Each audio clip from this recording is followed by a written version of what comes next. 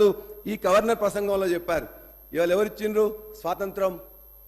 తెలంగాణకు ఇచ్చింది మొత్తం కూడా ఇవాళ కాంగ్రెస్ పార్టీ ఇచ్చింది, లేకపోతే సోనియా గాంధీ గారు ఇచ్చిండ్రు.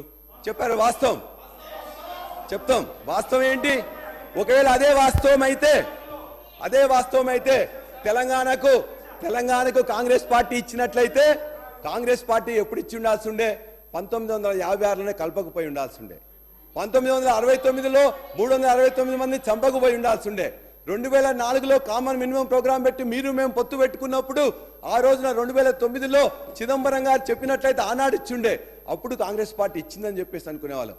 కానీ 2001 నుంచి 2014 తర్వాత పోరాటం చేసి అందరితోని జై తెలంగాణ అనిపించి జేఏసీ చేసి పోరాటాలు చేసి త్యాగాలు చేసి ఇవాళ ఒక అనివార్యత కల్పించి తెలంగాణ తెచ్చుకున్నాం. తెలంగాణ ఇవ్వలే, తెలంగాణను తెచ్చుకున్నాం.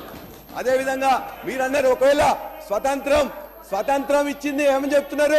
స్వతంత్రం ఇచ్చింది ఇలా బ్రిటిష్ వాళ్ళు స్వతంత్రం ఇయ్యలే. ఆనాడు నాయకులు, ఆనాడు వ్యక్తులు, ఆనాడు పార్టీలు ఇవాళ మొత్తం కూడా బ్రిటిష్ మీద పోరాటం చేసి తెచ్చుకున్నారు తప్ప బ్రిటిష్ వాళ్ళు ఇచ్చిండ్రు అని చెప్పేసి మీరు ఒప్పుకుంటే ఇవాళ కూడా కాంగ్రెస్ ఇచ్చింది అనుకుంటాం. అంతే తప్ప ఇవాళ అందులో ఎంతైతే ఉందో ఇదే అంతే.